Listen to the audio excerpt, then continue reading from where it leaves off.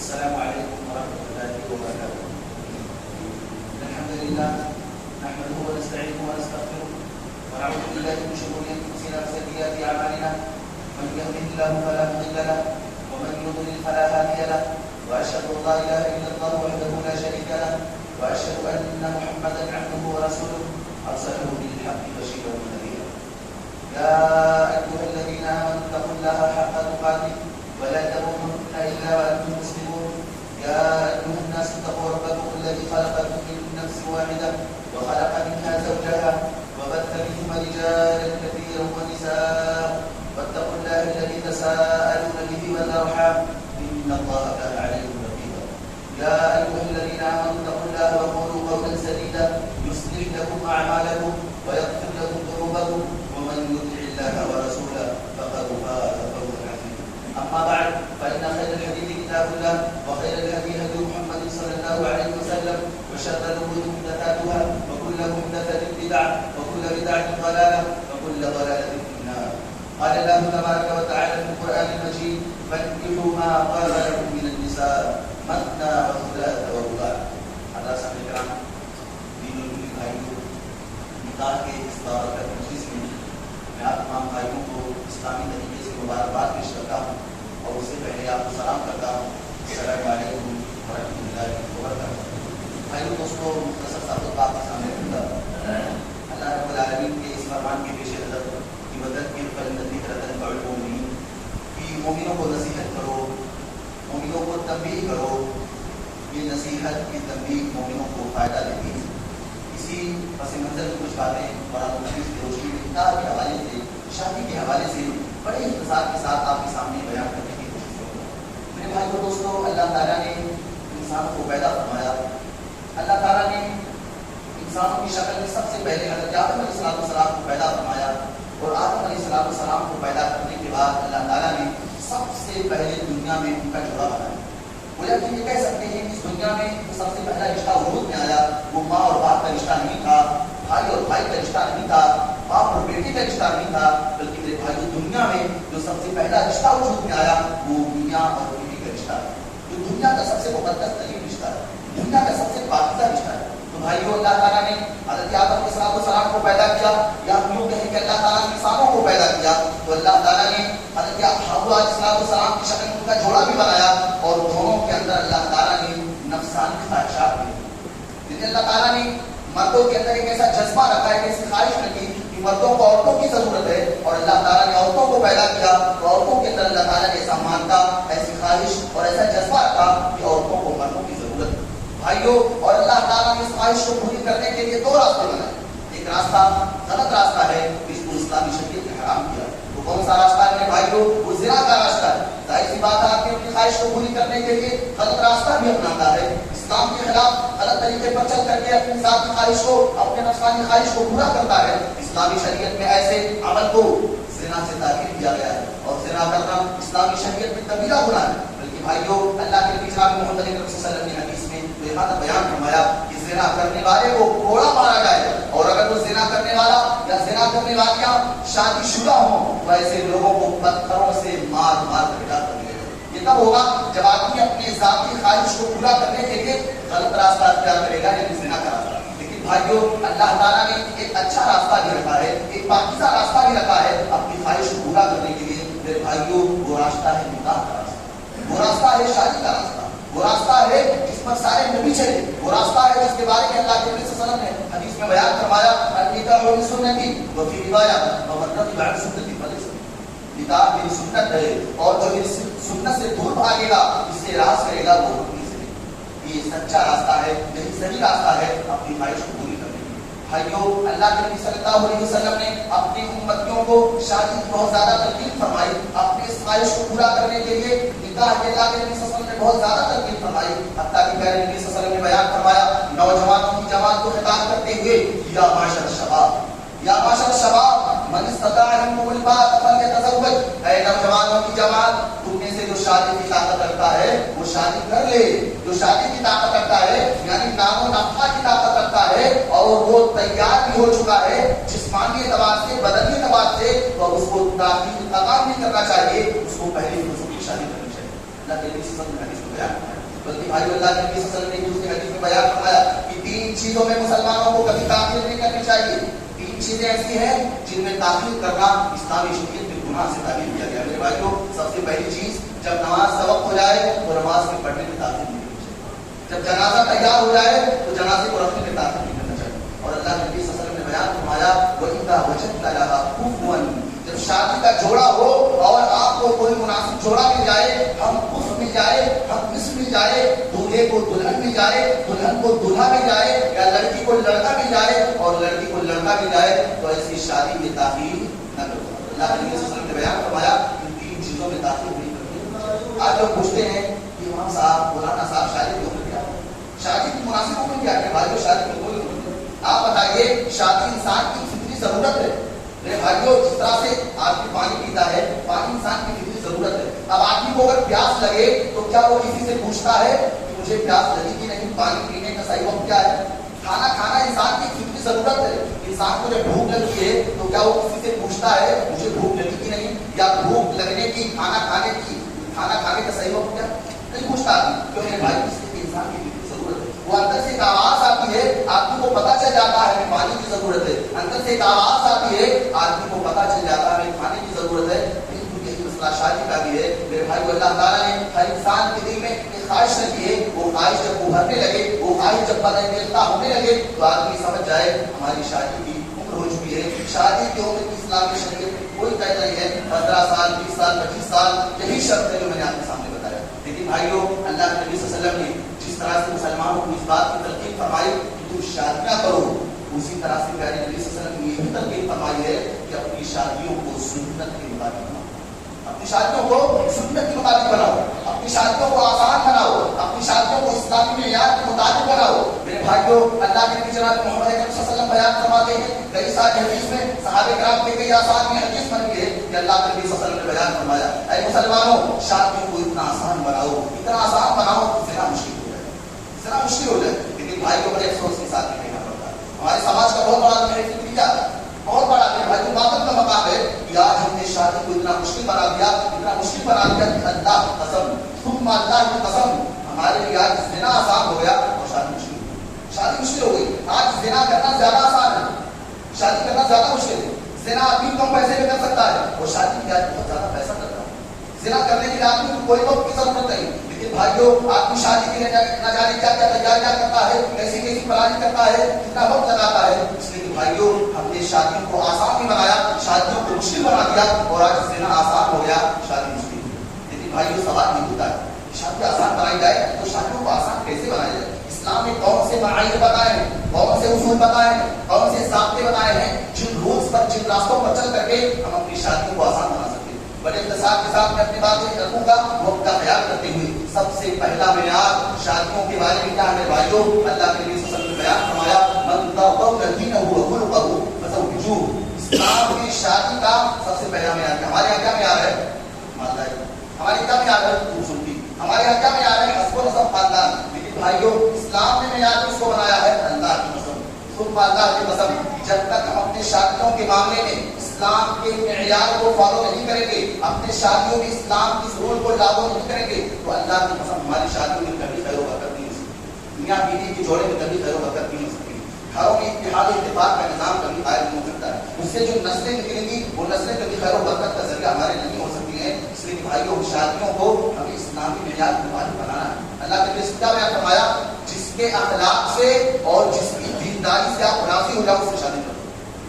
جس کی مالداری سے نہیں, جس کی خوبصورتی سے نہیں, جس کے حسب و نسب و خاندان سے نہیں, جس کے اخلاق سے اور جس کی دینداری کے پہلو سے آپ راضی ہو جاؤ اس سے شادی کرو. کچھ مت سوچو, کچھ مت انتظار کرو. یہ سب سے بہترین رشتہ کائنات کا ہے. اخلاقی اعتبار سے بہتر ہو, دینداری کے اعتبار سے بہتر. اللہ کی دوسری حدیث ہے مسلمان یعنی کہہ لیجیے انسان 4 چیزوں کی وجہ سے شادیاں کرتے ہیں. معاشرے میں جو شادیاں ہوتی ہیں 4 چیزوں کی وجہ سے. بھائی اللہ کے لیے بہت بڑے ماہر نفسانیات اللہ کے لیے لوگوں کے بارے میں جانتے ہیں تو لوگ 4 چیزوں کی وجہ سے شادیاں کرتے ہیں. خوبصورتی, مالداری, خاندان اور دینداری. اللہ کے نبی صلی اللہ علیہ وسلم نے بیان فرمایا 4 چیزوں کی وجہ سے شادیاں ہوتی ہیں, لیکن آپ کو ترجیح کس کو دینا ہے, ٹھپا کس میں مارنا ہے, مہر کس میں مارنا ہے؟ اللہ کے نبی سے بیان فرمایا فاظفر بذات الدین. دین دینداری کو تمہیں ترجیح دینا، دینداری کو تمہیں ترجیح دینا ہے. ترجیح جو دینا ہو دینداری کو، تقویٰ کو، اسلامی بنیادوں کو.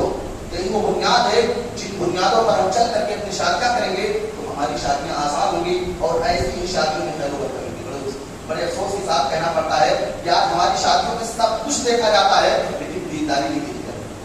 دینداری ماتا جی دیکھا جاتا ہے، خوبصورتی دیکھی جاتی ہے، حسب و نسب اور خاندان دیکھا جاتا ہے. اور میرے بھائیوں، اگر کوئی چیز نہیں دیکھی جاتی ہے جس کے بارے میں اسلام چیخ چیخ کر کے چلا چلا کر کے اللہ کے نبی سے اعلان کر رہے ہیں مسلمانوں کی دینداری کو بنیاد بناؤ، آج بھی چیز مسلمان سنو.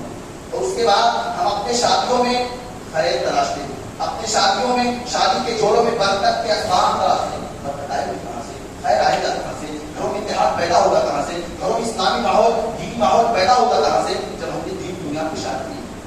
دین کی بنیاد پہ جب ہم نے شادی نہیں کی تو دینداری میں کہاں سے آئے گی؟ طلاق ہوگا، لڑائی جھگڑا ہوگا بیوی میں، شوہر میں، ساس میں، بہو میں، نند میں وغیرہ وغیرہ. یہ اختلاف کی بنیاد کیا ہے بھائیوں؟ غیر دینداری کو ترجیح نہ دینا. یہ پہلا معیار. دوسرا معیار کیا ہے بھائیوں؟ اسلام میں شادیوں کو آسان بنانے کا دوسرا معیار کیا ہے؟ اللہ کے نبی صلی اللہ علیہ وسلم نے بیان فرمایا ایسر النکاح برکہ، خیر النکاح برکہ، ایسر غنیمہ. سب سے بہترین نکاح، سب سے اچھا نکاح وہ ہے برکت کے اعتبار سے جس میں سب سے کم خرچ. بھائیوں یہ تو حدیث میں آپ کے سامنے پیش کر رہا ہوں. در حقیقت اللہ کے نبی صلی اللہ علیہ وسلم کی حدیثوں میں مسلمانوں کے لیے نکاح کے اور شادی کے اصول بیان فرما رہے ہیں. شادی میں کرنا کیسے؟ تو ان راستوں پہ چل کے کرنا ہے. انہیں راستوں میں سے ایک راستہ، ان اصولوں میں سے ایک اصل یہ ہے کہ ہماری شادیوں میں کم خرچ. آپ کو اللہ تعالیٰ نے دولت دیا، اللہ تعالیٰ نے آپ کو مالدار بنایا.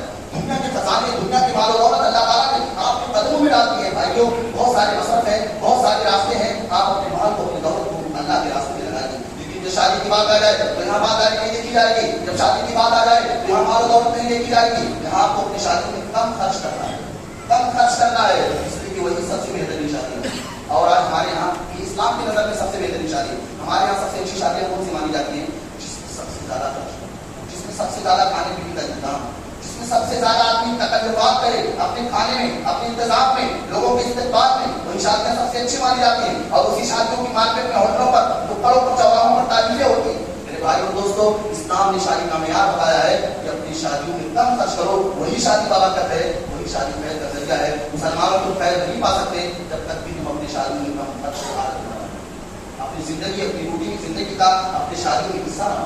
میرے بھائیوں میں یہ بات یقین سے کہہ سکتا ہوں، قرآن حدیث کے نظریے سے، قرآن حدیث کے آیات پر غور کر کے میں بات یقین سے کہہ سکتا ہوں کہ اللہ کی قسم، ثم اللہ کی قسم، آج مسلمان 50% حرام کاری سے نجات پا جائیں گے اگر وہ اپنی شادیوں کو سنت کے مطابق بنا لیں، اگر وہ اپنی شادیوں میں کم خرچ کرنے لگے. 50% حرام کاری.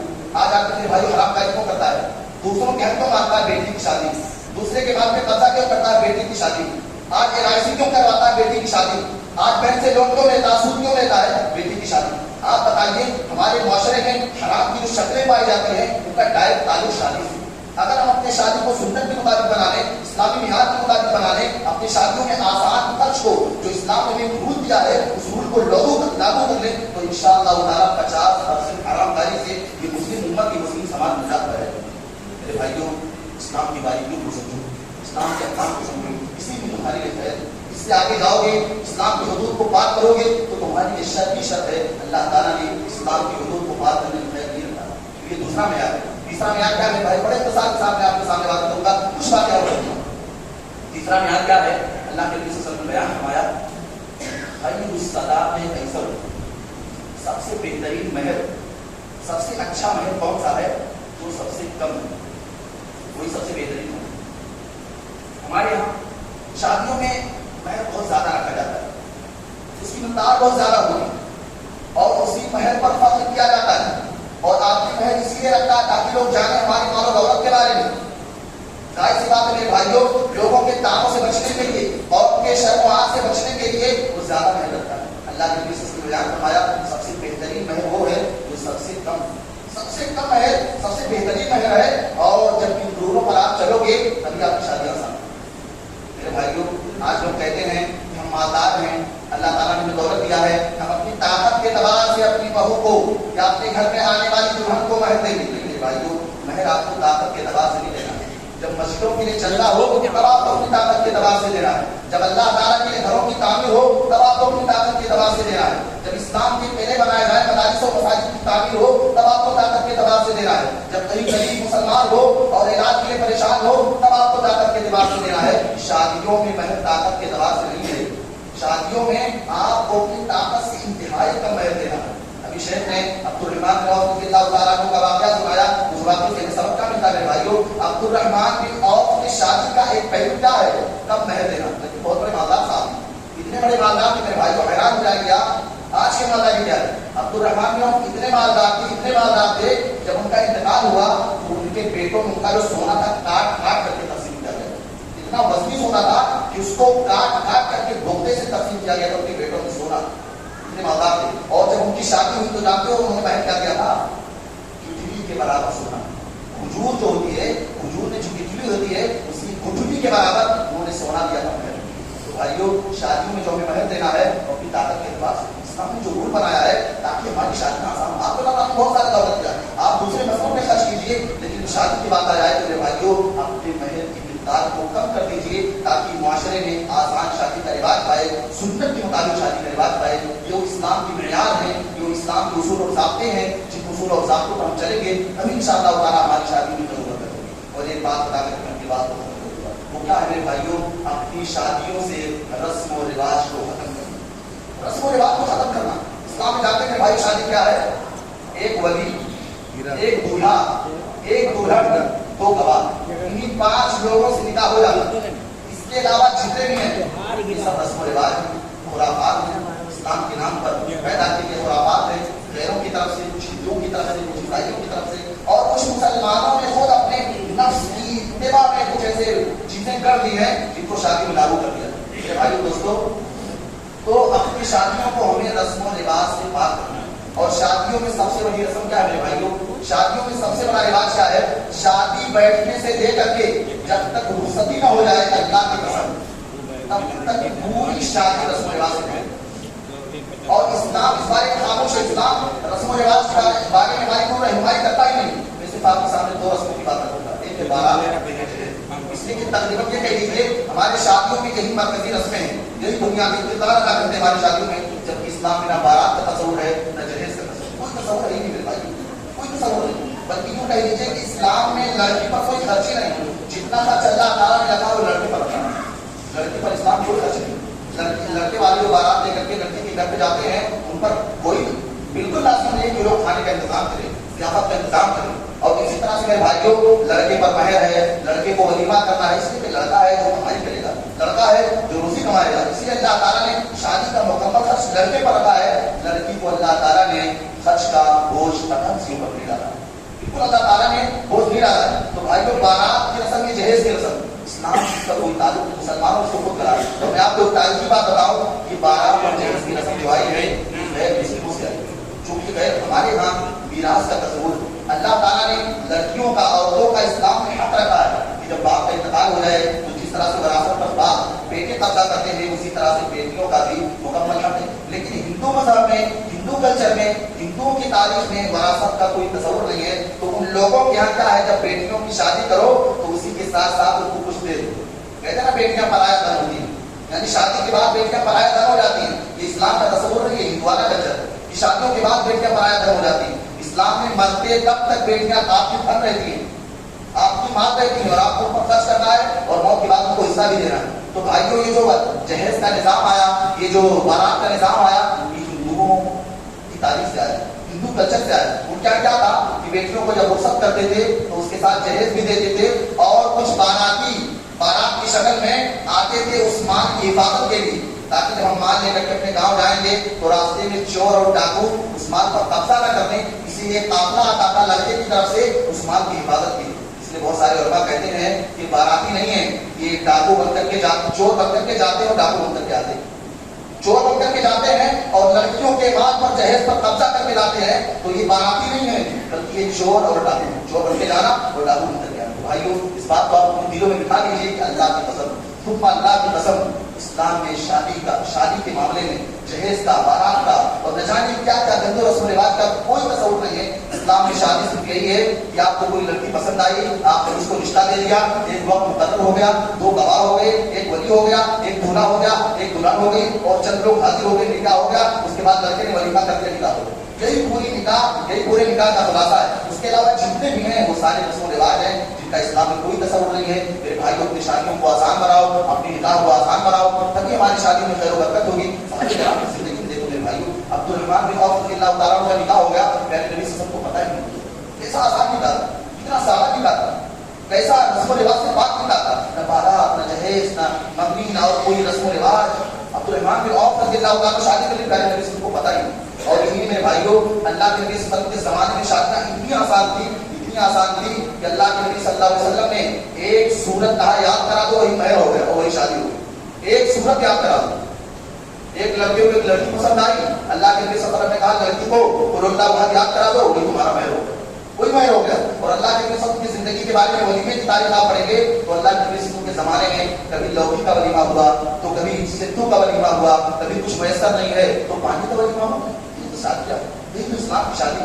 और मेरे भाई, अल्लाह ताला ने इसलिए तो कहा है, पहले नबी सल्लल्लाहु अलैहि वसल्लम ने इसलिए तो कहा कि शादियों को आसान बनाओ ताकि मुआशरे से ज़िना का कल्चर खत्म हो। शादियों को आसान बनाओ। शादियां आसान कैसे होंगी? ये जो मैंने आपके सामने रूल बताए हैं कि शादियों में आप इंतखाब करो, दीनदारी की बुनियाद करो, शादियों में कम खर्च करो, महर में कम खर्च करो, अपनी शादियों को सुन्नत के मुताबिक बनाओ। अल्लाह ताला से दुआ है मेरे मौला, तुम तमाम मुसलमान भाइयों के दिलों में अपना तकवा पैदा करो। अल्लाह ताला शादियों के मामले में हमारे दिलों में अपना खौफ पैदा करो। अल्लाह ताला हम जब शादियां करें तो सुन्नत के मुताबिक करें। अल्लाह ताला तो हमारी शादियों को बिदअत से, खुराफात से, गंदे रस्म रिवाज से, हिंदुआना कल्चर और हिंदुआना तहजीबों से अल्लाह ताला हमारी शादियों को पाक करना। अल्लाह ताला तो हमारी शादियों को खालिस किताब और सुन्नत वाली शादी बना। अल्लाह ताला हमारी शादियों को प्यारे नबी सल्लल्लाहु अलैहि वसल्लम के बताए हुए तरीके पर, अमल किए हुए तरीके पर हमारी शादियों को बना। अल्लाह ताला तो हमारी शादियों को आसान बना। अल्लाह ताला शादियों के तूने जो हमें उसूल दिए, जो मेयार दिए, जो रास्ते दिए, अल्लाह ताला उन रास्तों पर हमें चलने की तौफीक अता फरमा। आमीन। व आखिर दावाना